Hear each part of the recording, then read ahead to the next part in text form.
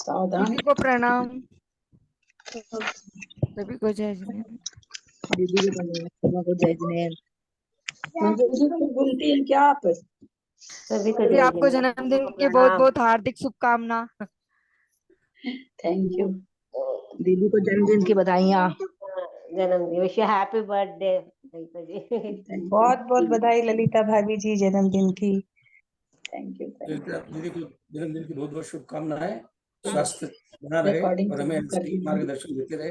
ये हाँ, कोई आवाज आ रही है?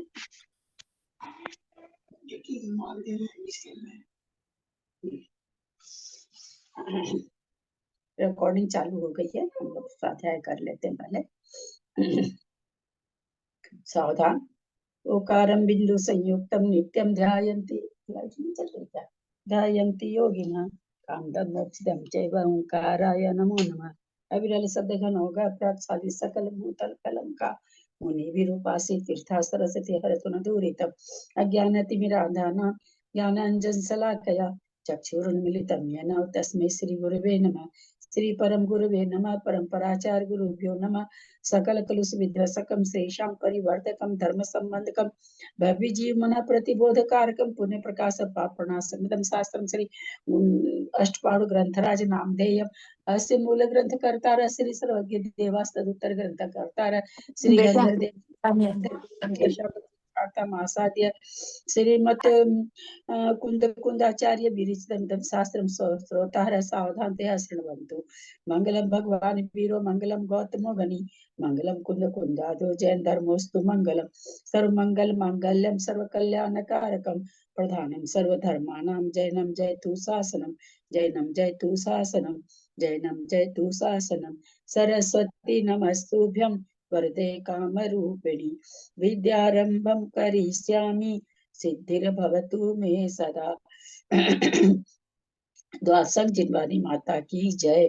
परम मांगलिक राष्ट्रपाल ग्रंथराज की जय। कुंद कुंद आचार्य की जय। सुर सागर आचार्य की जय। पन्नालाल जी साहित्यकार की जय।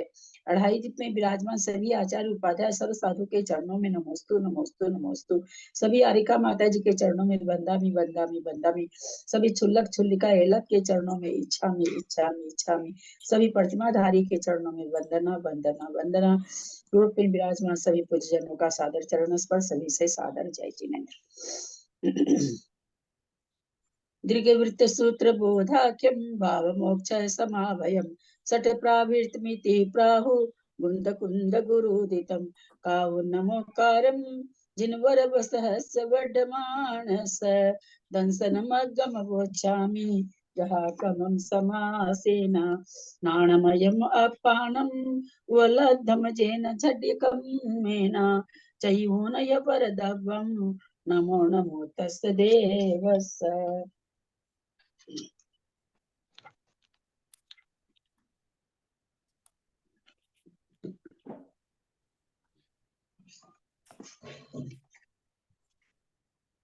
गाथा नंबर 94। सम्मायिठी सावय धम्मम जिन देव देसियम गुणदी। ये भी हो गया था। निवरियब कुवदन तो मिच्छा दिठी मुने यब्बो। ये नहीं हुआ था। इसकी संस्कृत नहीं हुई थी। अच्छा, गणपति याद आ रहा है। चलिए संस्कृत कर लीजिए कि पढ़ देते एक बार गाथा।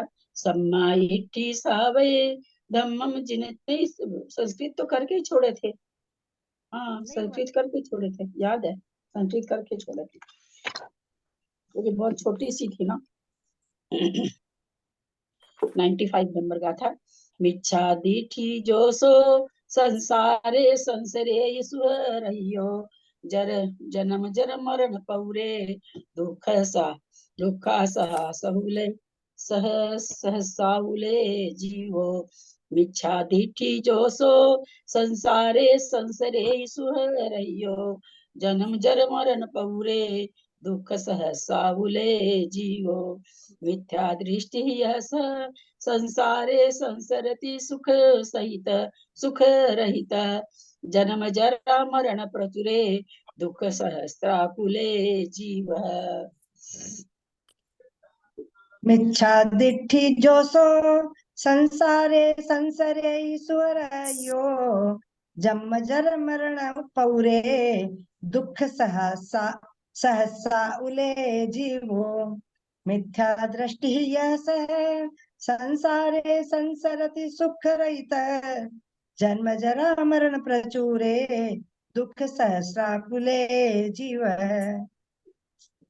मिथ्या दृष्टि जन्म जर मरण पौरे जन्म बुढ़ापा और मरण से युक्त दुख सहसाउले जीवो हजारों दुख से सहित परिपूर्ण संसरे ही सुहिरयो सुख रहित संसार में या दुखी होता हुआ या तो सुख रहित या फिर दुखी होता हुआ संसार सागर में भ्रमण करता रहता अथवा करता है।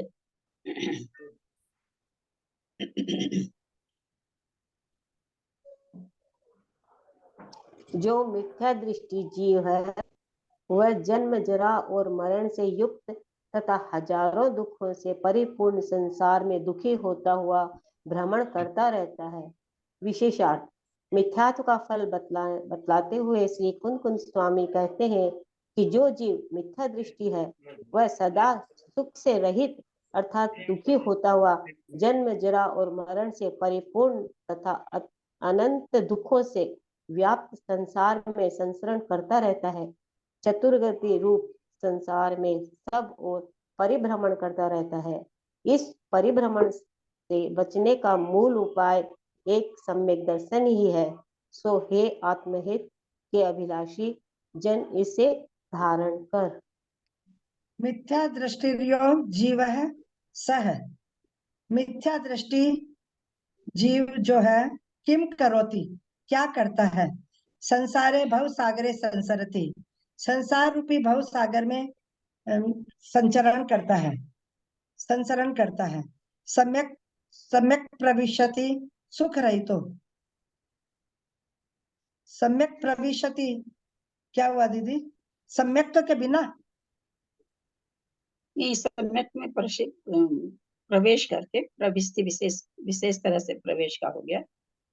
सम्यक में हाँ सम्यक तो है क्या हमको तो दिखता ही नहीं सम्यक सम्यक प्रविशति हाँ तो संसार में बढ़िया से प्रवेश हो करके अच्छा हाँ तो संसार सागर में भली प्रकार प्रवेश करके विचरण करता है मतलब संसरण करता है सुख रहितो सुख से रहित होकर दुख सहित है दुख से सहित होकर कथम भूते संसारे कैसे संसार में जन्म मरा जरा मरण प्रचुरे जन्म जरा मतलब बीमारी और मरण मतलब बुढ़ापे से प्रचुरे माने परिपूर्ण होकर दुखा नाम दुख दुख से सहस्र अनंत दुखे आकुले पूरी परिपूर्ण कह जो जिसमें जो ये क्या हुआ दुखा नाम दुख में सहस्र अनेकों अनंत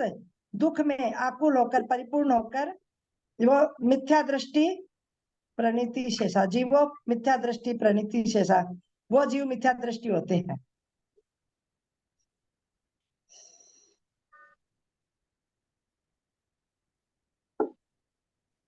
समगुण मीच्छ दोषो मनेन परिभावीण भावीण तम गुणसु जमते मनस रुचयी किम बहुना पल वियेनम तु समगुण मीच्छ दोषो मनेन परिभावीण तम गुणसु जमते मनस रुचयी किं बहुना पलव्येनं तु सम्यक् तं गुणमिथ्यात्वं दोष मनसा परिभाव्य तत् कुरु यत्ते मनसे रोचते किं बहुना प्रलपितेन तु ऊपर सम्यक प्रविष्टे और सम्यक प्रविष्टे कितना अंतर हो गया दीदी उच्चारण करना है उच्चारण बाकी है सम्मगुणमिच्छ दोषो मनेन परिभाव्यून तु गुणसु जमते मन्नस्य रुच्यैः किं बहुना पलवीयेनं तु सम्यक् गुणमिथ्यात्वं दोष मनसा परिभाव्य तत्कुरु यत्ते मनसे रोचते किं बहुना प्रलिपितेन तु। समगुण मिच्छ दोषो सम्यक तो गुण है, मिथ्यात्व दोष है। मनेन परिभाव्यून, मन से विचार करके, तम पुंसु उसे करो, जम जो ते मानते तुम्हारे मनस रुचि, तुम्हारे मन में जो रुचे वो करो। किम बहुना पलपयेनम, बहुत कहने से, बहुत प्रलाप करने से क्या फायदा है।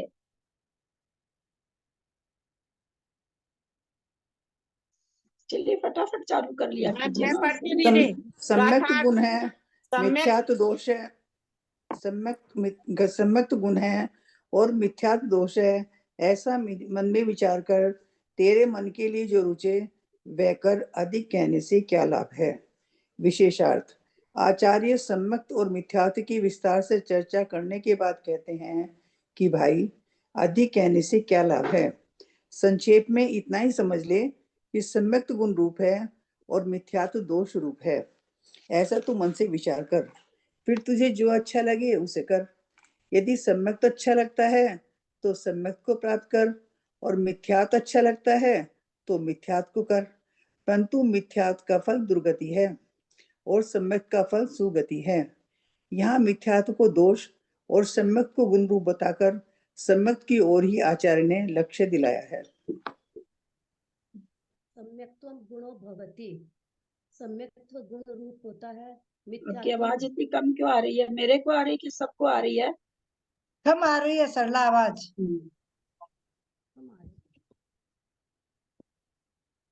गूगल वगैरह चालू है क्या? देख लीजिए, उससे भी आवाज कम हो जाती है।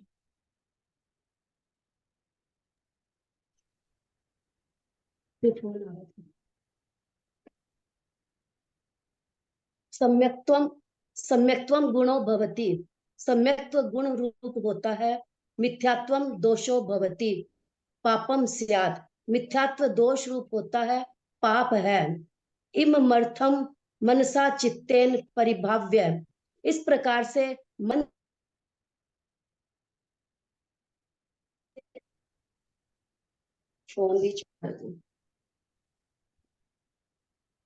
इस प्रकार मन से, चित्त से यानी हृदय से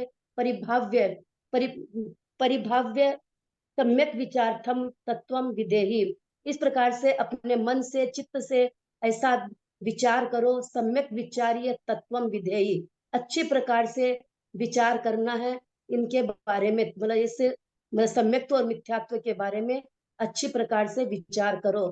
तत् किम, किस प्रकार से, तद्योग तद्वयोर गुण दोष तब मन से रोचते।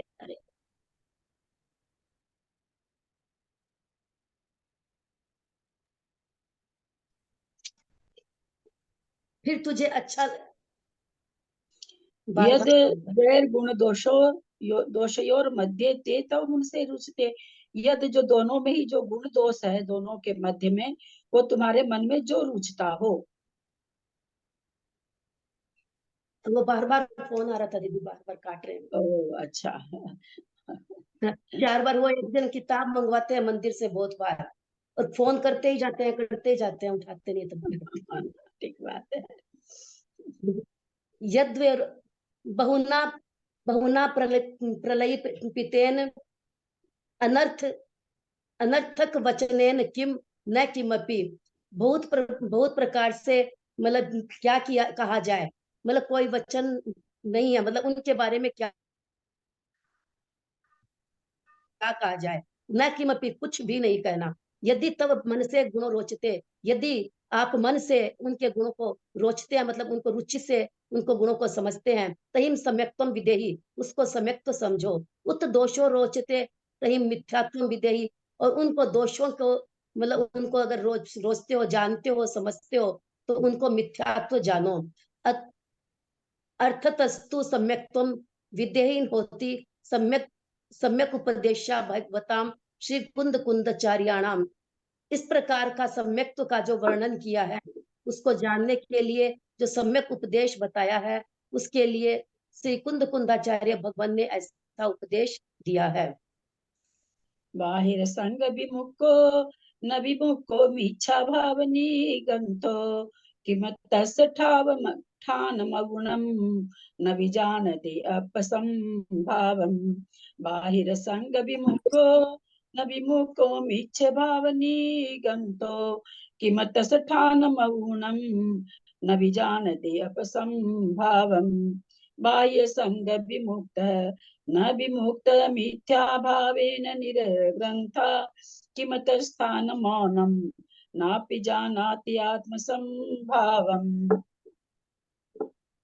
बहिर्संग विमुक्को न विमुक्को मिच भावे निगंतो किम तस्थान मौनम न विजानति अपसंभावम बाह्य संग विमुक्तः न विमुक्ते मिथ्या भाव निर्गंतः किम तस्य स्थान मौनम नापि जानाति आत्म संभावम।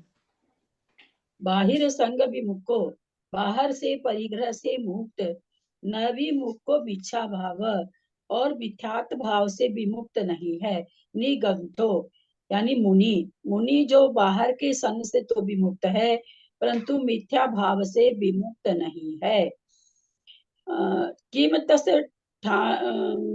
किमतस्य ठान मौनम ऐसे स्थान में कैसे मौन रह सकते हैं।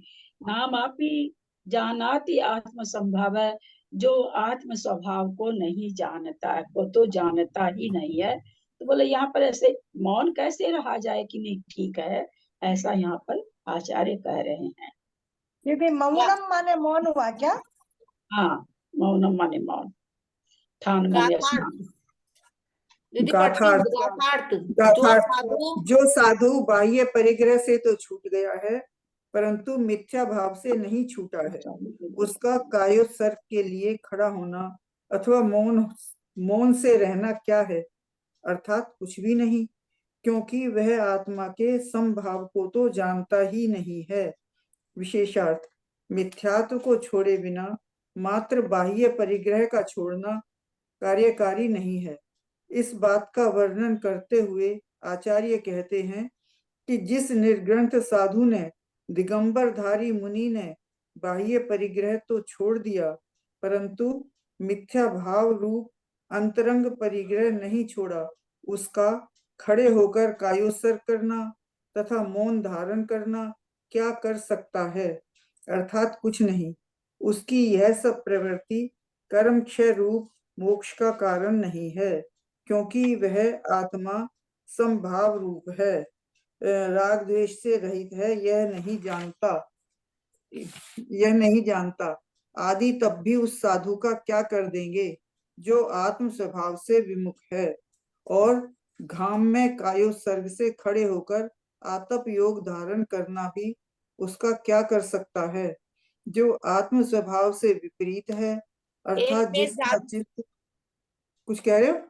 एक पेज ज्यादा पढ़ लिया आपने 672 निकालिए। हाँ एक पकड़ा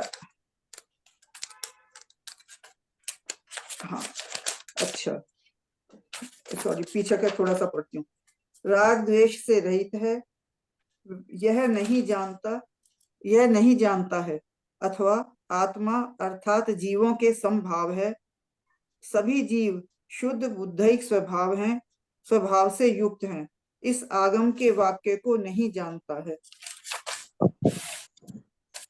वही संगाद्वी मुक्तो रहितो नग्न वेश है। वही संगाद मतलब बाहरी परिग्रह से मुक्त मुक्त मतलब रहितो नग्न वेश है नग्न वेश में रहता है नापी मुक्त है लेकिन मुक्त नहीं है नेव मुक्त है मुक्त नहीं है न विमुक्त विमुक्त नहीं है वह मिथ्या भावेन है क्योंकि मिथ्या भावों से वो मुक्त नहीं है। बाहरी परिग्रह से तो मुक्त है लेकिन मिथ्या भावों से मुक्त नहीं है तो वो मुक्त नहीं है। मिथ्यात्व दोषेन रहितो न मिथ्यात्व के दोषों से रहित नहीं है। भगवती कोसो वह कैसा है निर्गंथो दिगंबर वेशा जीव है निर्गंथ वेशधारी जीव है मतलब दिगंबर मुनि है। तस्य निर्ग्रंथस्य स्थानम उद्भव कायोत्सर्ग है किम उस निर्ग्रंथस्य, निर्ग्रंथ मुनि के उद्भव कायोत्सर्ग, कायोत्सर्ग मुद्रा में खड़े होकर न किमपि, किम मतलब कायोत्सर्ग करने से क्या, न किमपि कर्म क्षय लक्षणम, वह कर्म क्षय का लक्षण भी नहीं है, मोक्षम न, मोक्ष भी नहीं मिलेगा, न साधयति अर्थ है वो, मतलब उस ऐसे करने से मोक्ष भी मोक्ष नहीं साध सकेगा। तथा मौनम किम, और मौन भी क्या करेगा, मुखत्वमपि न किमपि, मौन भी कुछ नहीं करता है, मोक्षाश्रितम कार्यम न करोति इत्यर्थ है। अगर मोक्ष के आश्रित कार्य अगर नहीं करता है तो मौन भी क्या करेगा, नापि जानीते न लभते, न जानता है न प्राप्त करता है, न व्यक्ति आत्म संभावम, आत्मा का संभाव यानी आत्मा भाव, आत्मा नाम जीवानाम समत्व परिणाम, आत्मा के जीव की आत्मा का समत्व परिणाम वो नहीं जानता है। सर्वे जीवा शुद्ध बुद्धे स्वभाव इति सिद्धांत वचनम न जानाति, मतलब जीव, सभी जीव के शुद्ध बुद्धि स्वभाव से युक्त है, इस आगम, इस वाक्य को वो नहीं जानता है, तो वो मोक्ष खड़े रह कायोत्सर्ग करके या मौन रह के वो क्या कर सकता है। मूल गुणम छित्तुण्य बाहिर कमम करे जो साहु, सो न लहि सिद्धि सुहम जिन लिंग विराध गो निचम। मूल गुणम छित्तुणम य बाहिर कमम करे जो साहु, सो न लहि सिद्धि सुहम जिन लिंग विराध गो निचम। मूल गुणम छित्त्वा बाह्य कर्म करोति यः साहु साधु, स न लभते सिद्धि सुखम जिन लिंग विराधक नित्यम।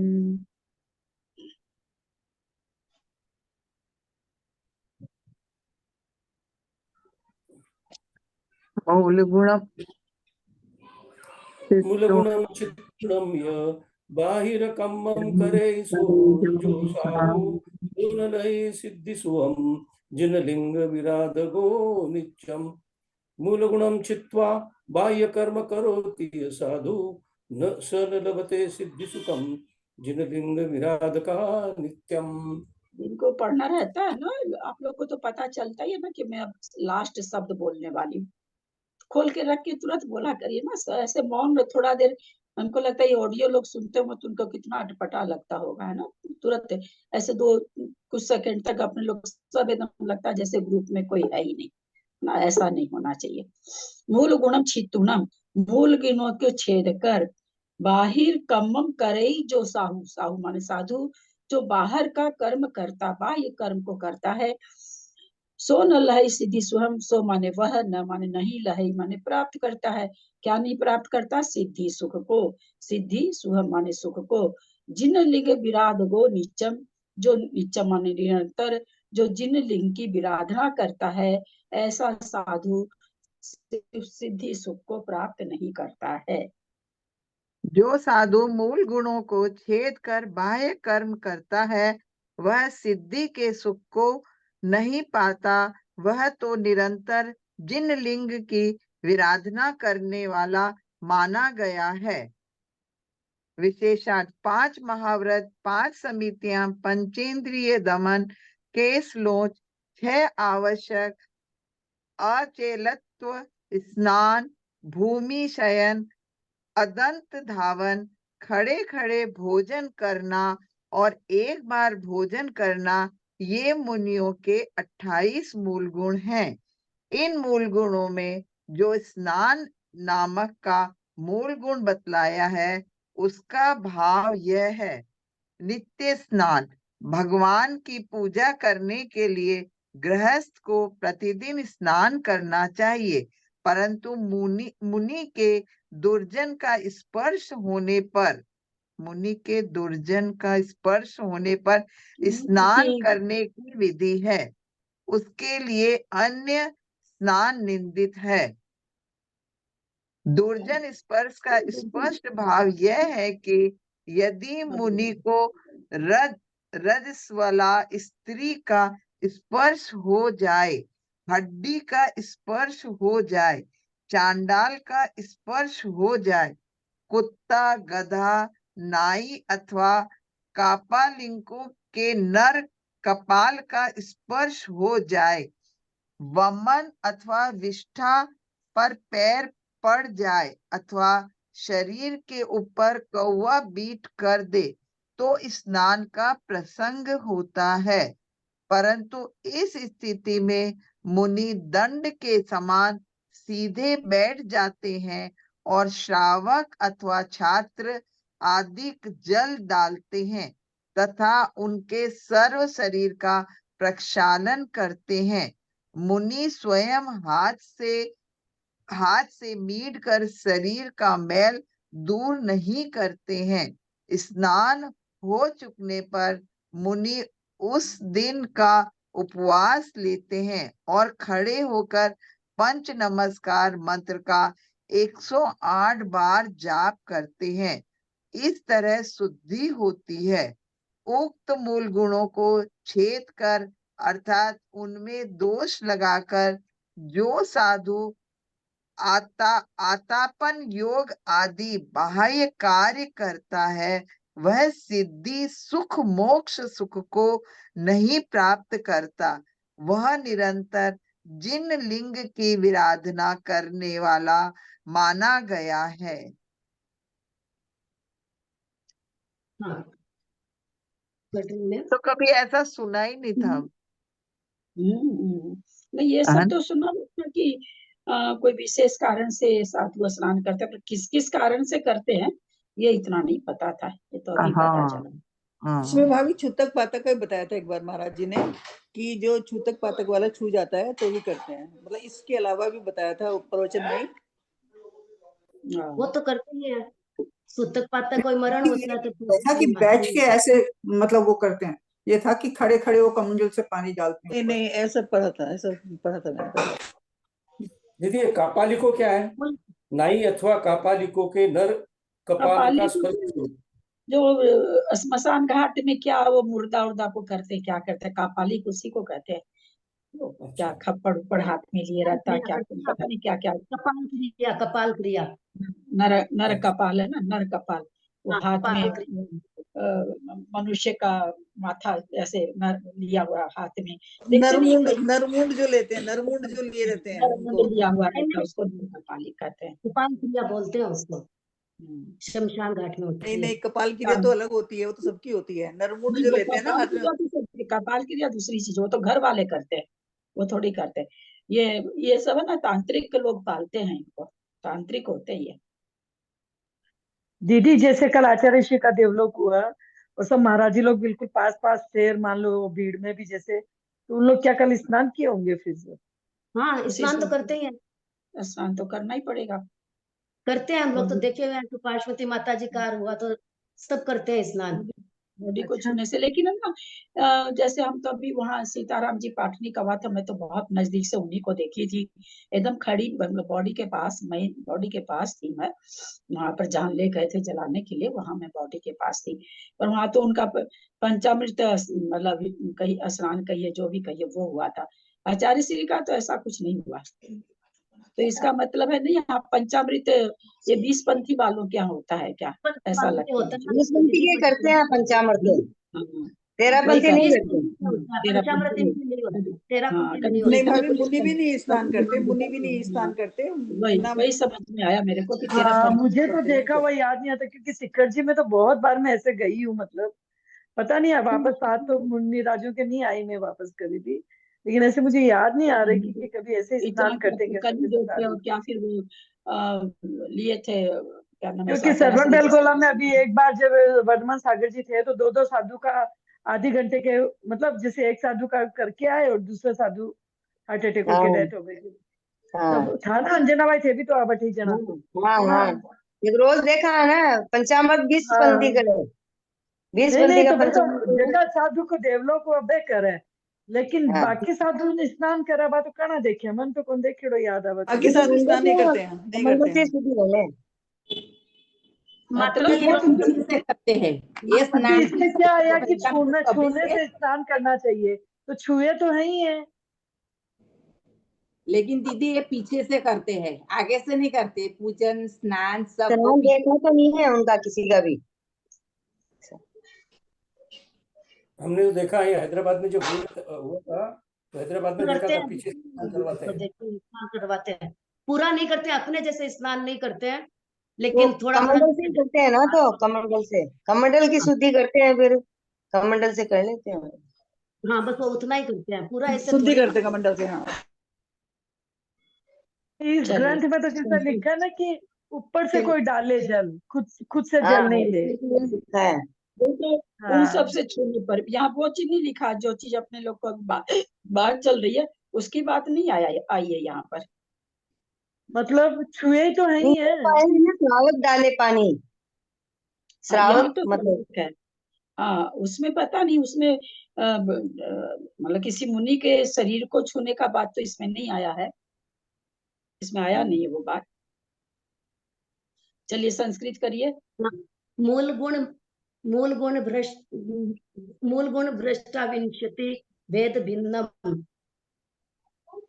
मूल गुण को भ्रष्ट होने पर, मतलब मूल गुण के अष्टविंशति जो 28 मूल गुण है भिन्नम, उनके छेदन होने पर, पंच महाव्रतानि 5 महाव्रत, पंच समिति है 5 समिति, पंचेंद्रिय रोधो 5 इंद्रिय निरोध, लोच है केशलोच, षडावश्यकानि 6 आवश्यक, अचलेकत्व स्नानम, अचलेकत्व मतलब नग्न होना, और फिर स्नानम यानी कि स्नान, क्षिति शयनम, क्षिति शयनम मतलब भूमि शयन, दंत धावन रहितत्वम, दंत धावन से रहित, उद्भ भोजनम खड़े खड़े भोजन, एक भक्तम एक बार, इत्यष्टाविंशति गुणामनाय है।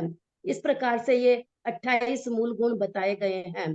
तब यदुक्त है स्नाना भावस तस्यामर्थ है, और उसी का भाव मतलब बताते हुए स्नान आदि का यहाँ पर कथन करते हैं। नित्य स्नानम, नित्य स्नान करना, गृहस्थस्य, गृहस्थ का होता है, देवार्चन परिग्रह, देव अर्चना आदि करने में, परिग्रह आदि मतलब यहाँ पर परिग्रह क्यों लिया है, देवार्चन परिग्रह, देवता की अर्चना पूजा करने में,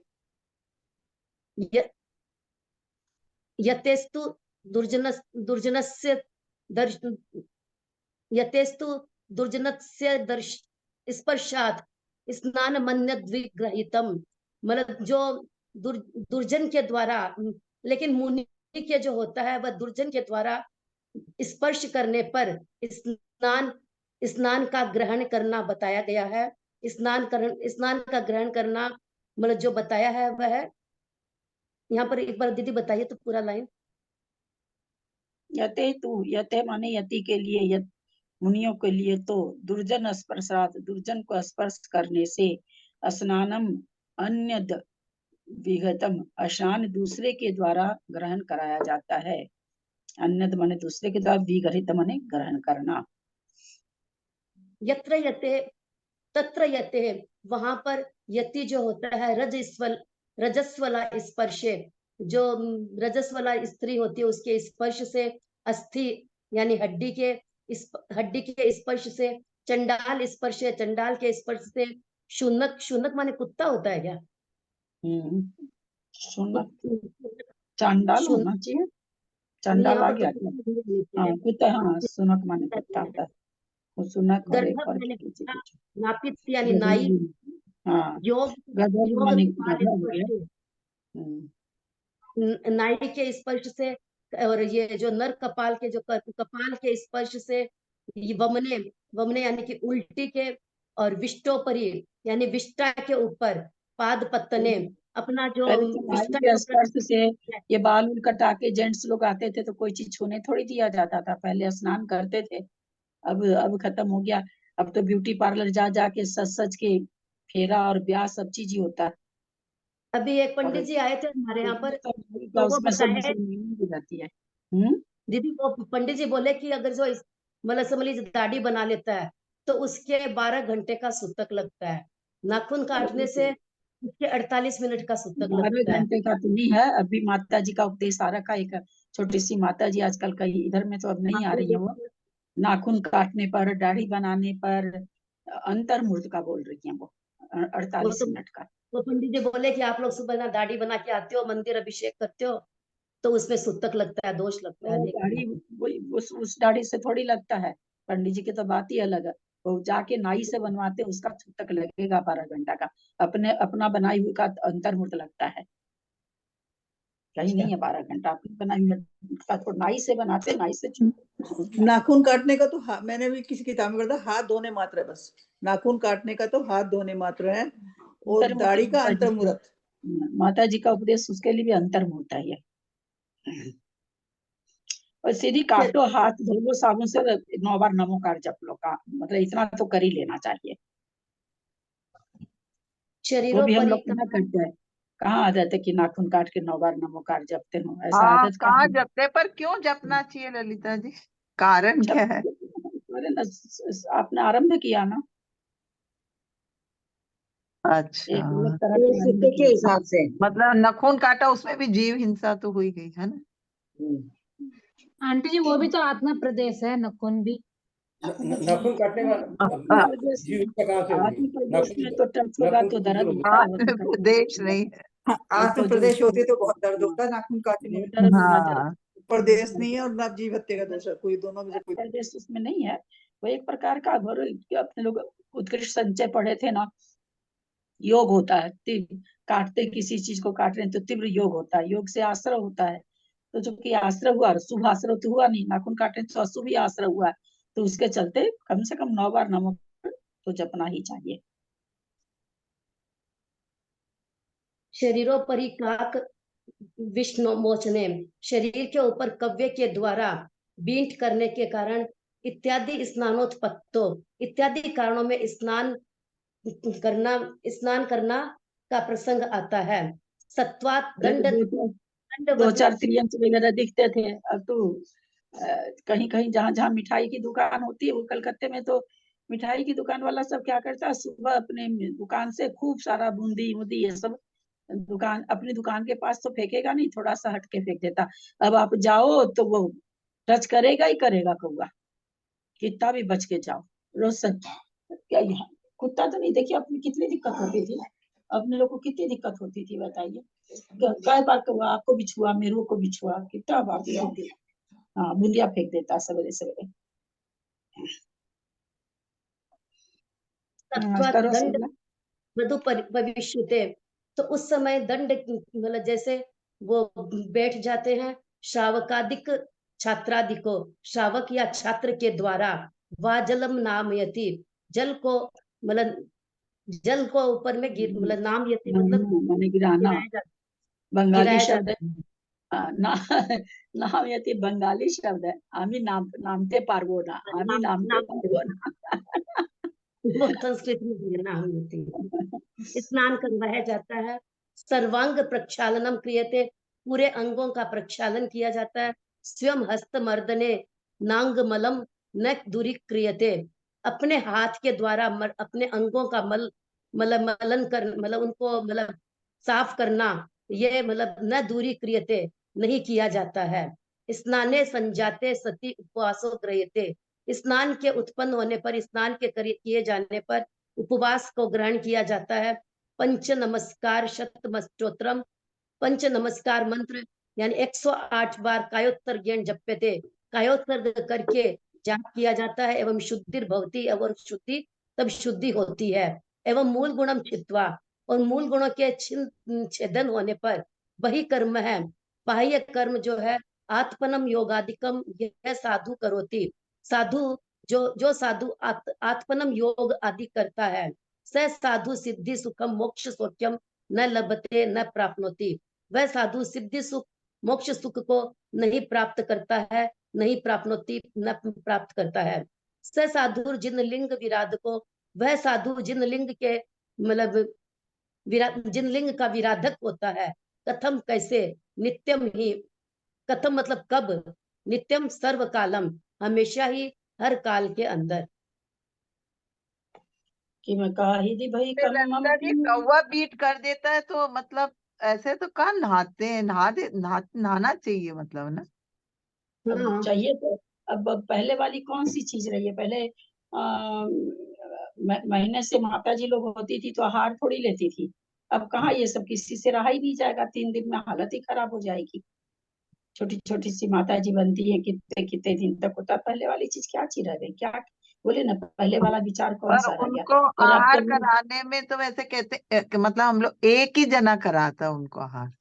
हाँ हाँ, फिर का नहीं बदलता है। भाभी, उनको ना और रस रहित होते थे आहार पहले भी ना, ये तो जाति बर्तन वाला का तो एकदम ही खत्म हो गया ना, जाति जाति बात तो एकदम ही खत्म हो गया। कोई अब बोलने से भी अब तो कुछ दिन में कानून बन जाएगा, जो बोलेगा उसको जेल होगी। किम काहिदि वै कम्मं किम काहिदि बहुविहं च खवणं च किम काहिदि आदावम् आदस आदसहावस विपरीदो किम काहिदि वै कम्मं किम काहिदि बहुविहं च खवणं च किम काहिदि आदावम् आदसहावस विपरीदो किम करस्यति बाह्य कर्मे किम करिष्यति बहुविधं च क्षमणं च किम करिष्यति आतापः आत्मस्वभावात् विपरीतः। किं काहिदि वहि कम्मं किं काहिदि बहुविधं च खवणं च किं काहिदि आदावम् आदसहावस विपरीतो किं करिष्यति बाह्य कर्मे किं करिष्यति बहुविधं च क्षमणं च किं करिष्यति आतापः आत्मस्वभावात् विपरीतः। किम करिष्यति किम काहिदि वही कम्मम, बाहर का किया हुआ कर्म क्या करेगा। किम काहिदि बहुविहं च खवणं च, बहुत प्रकार के उपवास आदि करने से भी क्या होगा। किम काहिदि आदावम, और आतापन अर्थ आतापन योग करने से भी क्या फायदा होगा। आद सहावस विपरीतो, आत्म स्वभाव के अगर विपरीत है तो ये सब करने से क्या होगा, क्या कर देगा, ये सबसे कौन सा फल मिल जाएगा।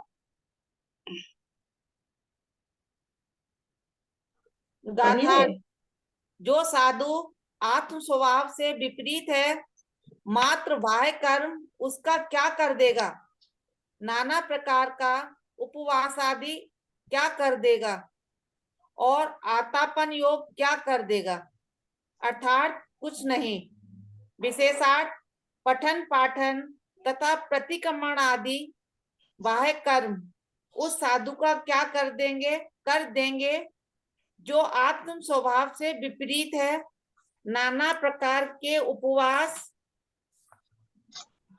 आदि तप भी उस साधु का क्या कर देंगे जो आत्म स्वभाव से विमुख है। और घाम मतलब धूप और घाम में कायोत्सर्ग से खड़े होकर आतप योग धारण करना भी उसका क्या कर सकता है, जो आत्म स्वभाव से विपरीत है, अर्थात जिसका चित्त बाह्य वस्तुओं से सम्मोहित है। आंटी जी, गाम में माने धूप में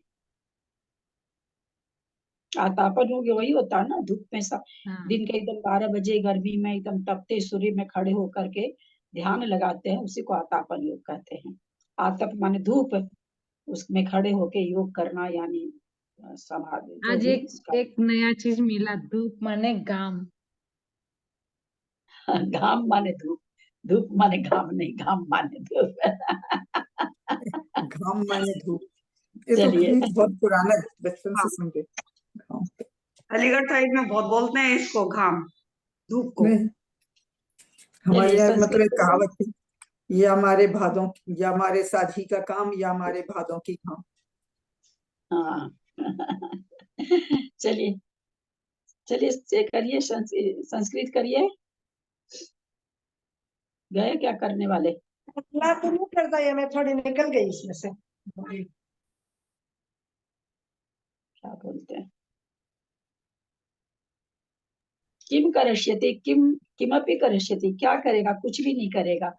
मोक्षम न करिष्यति, मोक्ष नहीं करेगा। किम तत्, उससे क्या होगा। बहि कर्मम पठन पाठनादि प्रतिक्रमणादि, बाहर का जो कर्म है, पठन पाठन श्रुत स्वाध्याय करना, कराना, प्रतिक्रमण आदि जो बाह्य कर्म है, किम करिष्यति क्या करता है, न किमपि करिष्यति कुछ भी नहीं करता है, न मोक्षम दास्यति मोक्ष को नहीं देता है, किम तत् वह क्या, बहुविधम नाना प्रकारम छपन उपवास, बहुत प्रकार के नाना प्रकार के उपवास आदि करना, किम किम करिष्यति क्या करता है, न किमपि करिष्यति कुछ भी नहीं करेगा, किम करिष्यति क्या करेगा, कि न किमपि सब भविष्य काल की क्रिया है, न किमपि करिष्यति कुछ भी नहीं करेगा, को असो ऐसा कौन है, आताप धर्म आताप घर्म काय उत्सर्ग पूर्वोक्त समाचार, आतापन योग जो घर्म माने घाम में वही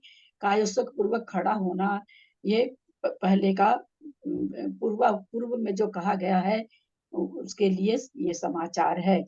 कथम भूता कैसा होता है, क्या होता है, आत्म स्वभाव विपरीत, आत्म स्वभाव से विपरीत, बाह्य वस्तु सम्मोहित मन, बाह्य वस्तु में जिसका मन सम्मोहित है, ऐसे उस साधु का आतापन योग क्या करेगा, अथवा नाना प्रकार का उपवास आदि भी क्या करेगा, कुछ भी फलदायक नहीं होगा। दीदी प्रणाम करती हूँ दीदी। समाधि तंत्र में इसी अर्थ को लेकर एक गाथा आई है।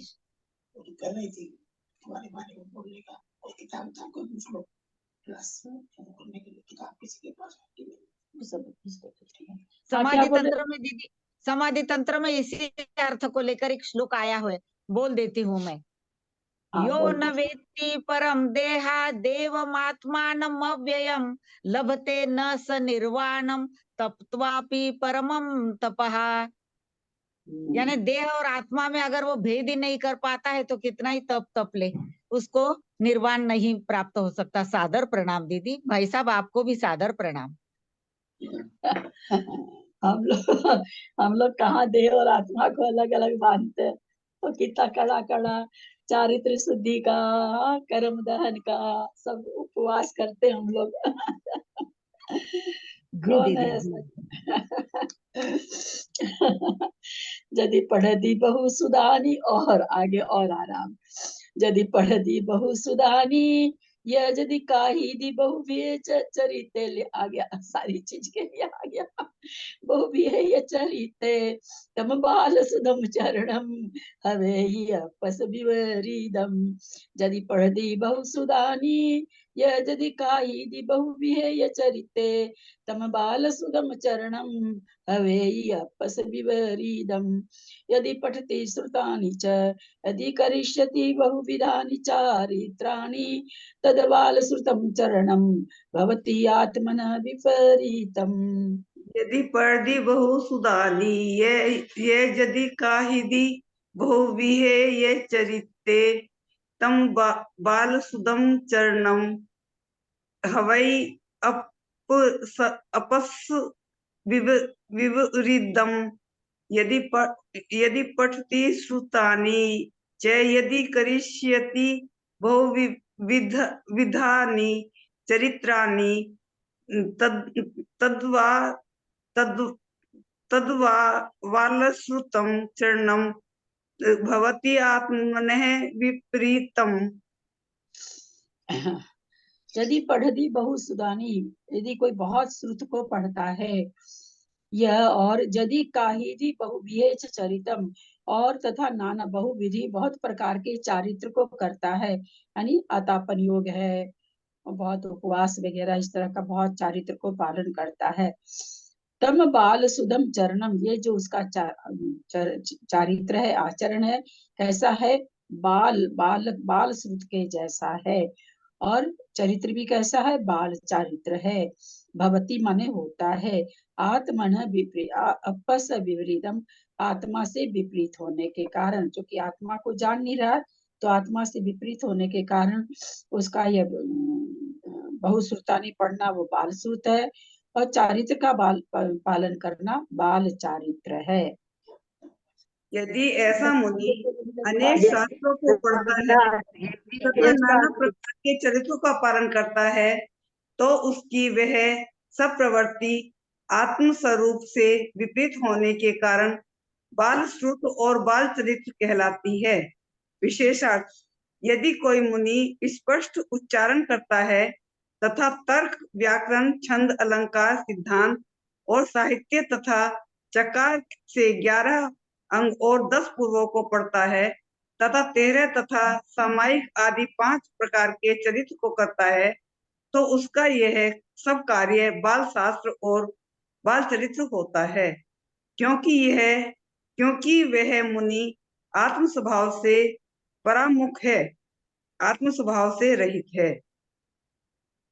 चलिए, कोई है कि नहीं? दीदी, देखिए संस्कृत हम कल करेंगे। आज हम लोग आपको बर्थडे विश करेंगे। पहले अब 5-7 मिनट हमको दीजिए आप। अच्छा ठीक है, इसका बात में कभी तो पहली करंट 8 बजना के बाद ऊपर होने के बाद में देरी हो जाती है घर में। अच्छा, इसकी हिंदी कर लेते हैं। यदि चेत पढ़ती व्यक्तम उच्चारयति, जो बहुत अच्छा उच्चारण करता है, बहुश्रुतानि, बहुश्रुतों का, अनेक तर्क, व्याकरण, छंद, अलंकार, सिद्धांत, साहित्यादि शास्त्रानि, अनेक क्या नाम है सो तर्क, व्याकरण, छंद, अलंकार आदि, सिद्धांत आदि साहित्य का, शास्त्र का बहुत अच्छा उच्चारण करता है। चकार उक्त समुच्चय अर्थम, चकार को समुच्चय अर्थ में लेना है। क्या लेना है? एकादश अंगानी 10 पूर्वानी, चाहे एकादश अंग और 11 अंग और 10 पूर्व को भी लेना है। यदि चेत, यदि ऐसा है, काहिदी करिष्यति, काहिदी करिष्यति माने क्यों करता है, क्यों करता है, करेगा। अनुष्ठाति, अनुष्ठान करेगा। बहुविधानी, बहुत प्रकार का। चारित्राणी, चारित्रों को। 13 प्रकारानि, 13 प्रकार का। सामयिकादानि, सामयिक आदि। पंचविधानी, 5 प्रकार का। तत्सर्वम बाल श्रुतम मूर्ख शास्त्रम बाल चरणम मूर्ख चारित्रम, वो सब उसका कैसा है? बाल श्रुत है, यानी मूर्ख है। मूर्ख जैसे शास्त्र पढ़ता हो वैसे है। बाल का आचरण है, जैसे मूर्ख चारित्र को धारण करता है वैसा है। भवती बाल श्रुतम बाल चारित्रम भवती, जो बाल श्रुत है वही बाल चारित्र, उसी को बाल चारित्र भी होता है। कथम बुद्ध सत, कैसे होता है यह सब? कैसे है कथम बुद्ध सत, कैसे होता है? आत्मनो निज शुद्ध बुद्ध एक स्वभाव, जीव तत्वाद विपरीतम, निज बुद्ध एक आत्मा का निज शुद्ध बुद्ध एक स्वभाव से, तत्वाद जीव तत्व से, तद विपरीत उससे विपरीत, परांगमुख आत्म भावना रहितम इति, उससे परांगमुख आत्म भावना से रहित जो होता है, ऐसा इसका भावार्थ है। आज मैंने स्वाध्याय थोड़ी किया था पद्म पुराण का। 22 तारीख को, 22 तारीख को, 22 को। 22 तारीख को है, लेकिन आज वो कैसे दिया हुआ था? बस स्वाध्याय है दोपहर में। आंटी चकार माने? चकार माने और, च से और क्या लेना? बस च से 10 अंग और 11 पूर्व भी। के देख लो दीदी, साधुओं के लिए इतना लिख दिया है तो हम श्रावकों का तो क्या? फिर हम तो कहीं पर नहीं फिट बैठ रहे हैं, मतलब हैं? हमारा क्या होगा? बोलते हैं साधुओं के बारे में इतना लिखे हैं आचार्य, तो अपन लोग तो कहीं फिट नहीं बैठे। अपन तो मुंह में भरे पड़े हैं, मतलब कहाँ बाहर ही बाहर है सब कुछ जो भी तो हो रहा है। हमेशा कहते हैं, आप लोग कहते हैं हम तो सम्यक दृष्टि हैं, हम अपने को मिथ्या दृष्टि क्यों माने? हम तो सम्यक दृष्टि हैं, मान लीजिए भाई। मानने से सम्यक दृष्टि हो जाए तो फिर मान लीजिए, सभी को मान लीजिए अपने अपने को। नहीं तो मिथ्या दृष्टि भी मानते रहेंगे तो फिर ये तो निकाचित कर्म हो जाएगा। मतलब कभी तो छूटेगा ना। निकाचित कर्म ही ऐसा है जिसका उत्कर्षण अपकर्षण नहीं होता है। निकाचित कर्म कहाँ से आ गया बीच में? निकाचित तो कर्म किसे अनादि से मिथ्यात्व बंधा हुआ ही है, तो वो तो निकाचित निकाचित क्यों कह दिए उसको? निकाचित बेचारे निकाचित को कितना सब बदनाम कर रखे हैं, हर खराब चीज में निकाचित बोल देंगे। हाँ, तब दोनों ही होता है, पर निकाचित, हाँ दीदी ने बताया था ना, दोनों होते हैं, शुभ और अशुभ दोनों होते हैं। वो ठीक है, शुभ और अशुभ, लेकिन ये तो पक्का ही अशुभ कर्म ऐसा बंधा हुआ है मिथ्यात्व का कि आज तक तो अपन मिथ्यात्व है, इसमें तो कोई डाउट ही नहीं है। पंचम काल में जन्मे हैं उसके लिए, लेकिन मतलब फिर ये कैसे हटेगा? ये कोई डाउट वाली बात कुछ नहीं कहा जा सकता। चले दीदी, अब लोग करें। हाँ मंजू जी। तो पहले तो एक साथ से बोलो हैप्पी बर्थडे। वाणीचे ज्ञान तिला सुझेलो कालो सोवाणी मस्ती दे तू मुझको वाणी पार